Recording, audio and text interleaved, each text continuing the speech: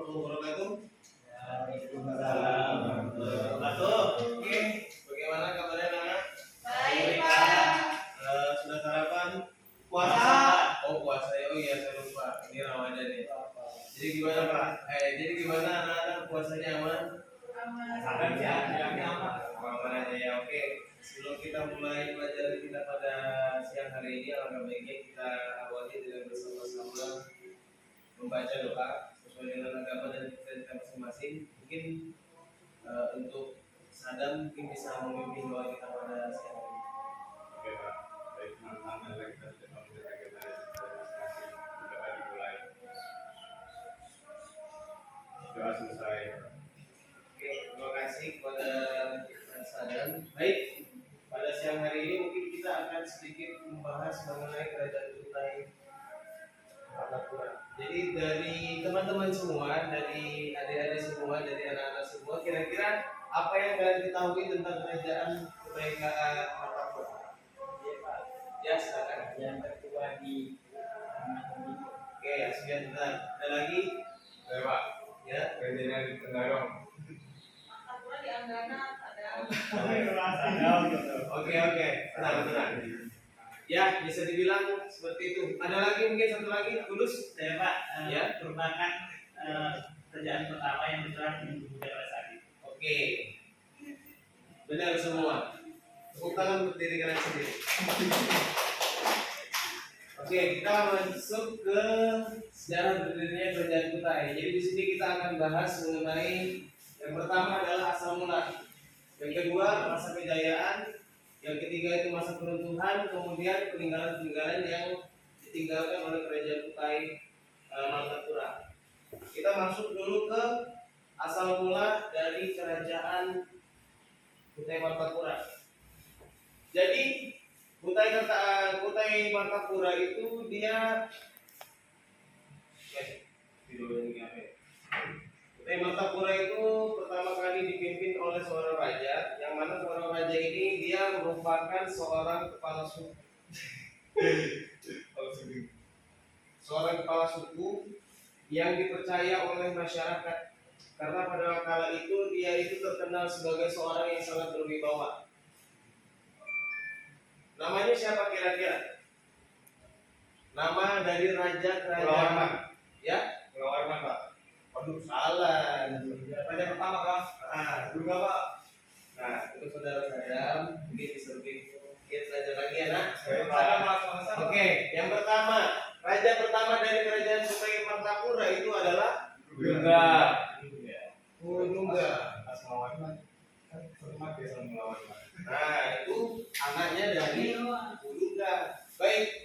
Kemudian kenapa alasan kepala suku yang dipercaya untuk memerintah itu adalah Purungga? Karena pada masa itu Purungga itu dia orang yang ibaratnya berwibawa, pertama berwibawa, bisa memerintah. Akhirnya dari masyarakat yang dipimpin oleh Purungga ini memilih dia untuk mendirikan sebuah dinasti. Pada akhirnya dinasti yang didirikan itu adalah dikenal dengan nama Dinasti Salinja.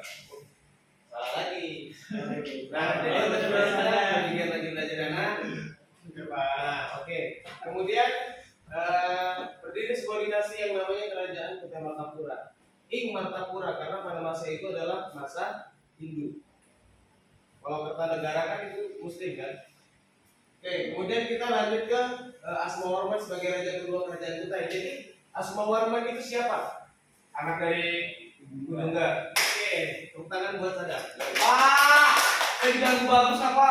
Enggak Pak, mau nanya tadi Pak. Gak ada, masuk di ikut saya Ini salah Pak. Nah, jangan ya. Perhatikan dulu sudah mau ujian nah. Kalau Besok sudah kan saya Pak. ujian itu 2 minggu lagi loh. Nanti kalau nggak perhatikan nggak bisa jawab nanti baru masalah Ini cewek-cewek saya Pak. boleh ya. Yang udah sama saya Pak. Kita lanjut dulu ya Pak. Belum ya. Saudara Sadam kita lanjut dulu ya. Siapa? Baik, Asmawarman itu tadi siapa? Anaknya Handungga. Nah, anaknya dari Bulungga. Jadi Asmawarman ini sebenarnya dia tidak terlalu banyak memberikan pengaruh kepada kerajaan Kutai. Nah, kita akan bahas lagi ke pelajaran yang selanjutnya. Masa kejayaan dari kerajaan Kutai Martapura. Jadi masa kejayaan Kutai Martapura itu dia dimulai ketika Mula Warman itu pemerintah. Nah, Mula Warman ini dia memiliki suatu wibawa yang bisa dibilang melebihi dari kakeknya, melebihi dari bapaknya. Kakeknya adalah Purungga dan Asma Warman itu adalah bapaknya. Kenapa? Dia bisa melebihi kedua orang tuanya, kedua kakek dan bapaknya. Karena itu tadi dia memiliki budi pekerti yang sangat tinggi, dibuktikan dengan baktinya kepada para Brahmana, yang mana dia mempersembahkan kepada para Brahmana dan juga mempersembahkan persembahan itu untuk para dewa berupa 20.000 ekor lembu. Jadi itu menunjukkan itu 20.000 ekor lembu itu kan bisa dibilang untuk satu ekor lembu saja sudah sangat luar biasa mahal, apalagi bisa menyediakan 20.000 ekor lembu itu.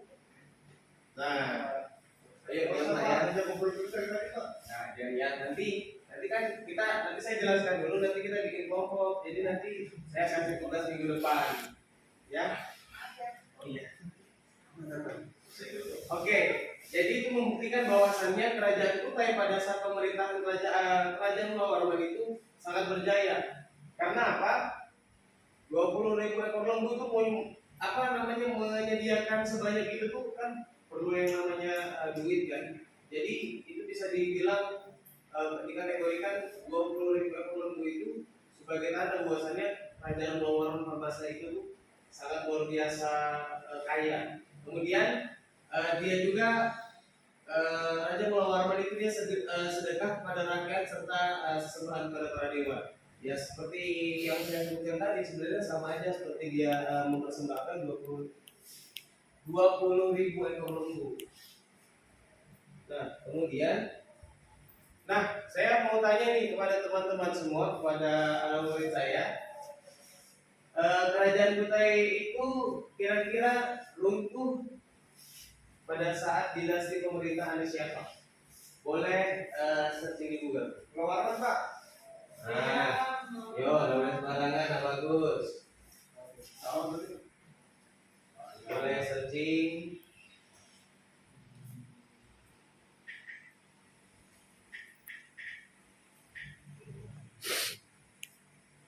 Loh, nggak terus kenapa ini? Saya lagi habis baterai Pak. Oh, habis baterai kan? Iya. Sudah makan belum? Belum Pak, masa? Oh, puasa udah puasa ya.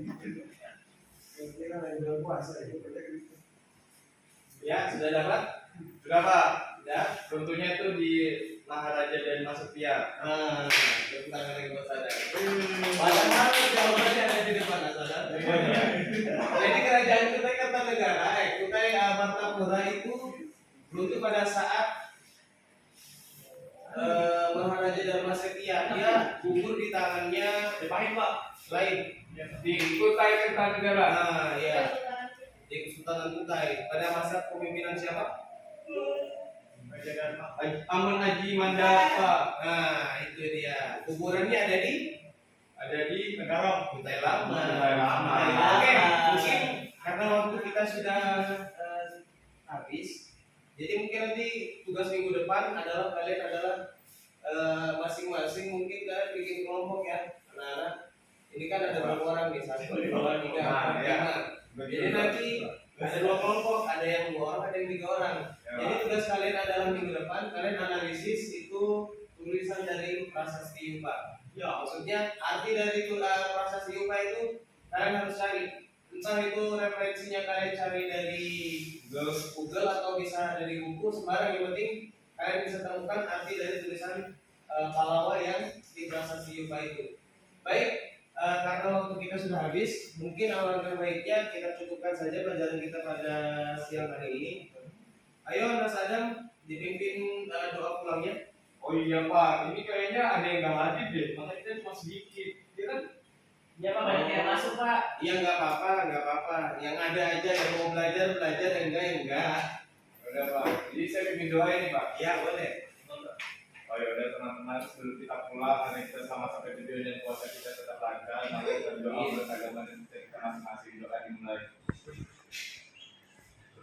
Amin. Sudah selesai. Oke, terima kasih atas perhatiannya dan semua. Sekian dari saya. Hadanallahu wa iyyakum ajma'in. Wassalamualaikum warahmatullahi wabarakatuh. Waalaikumsalam.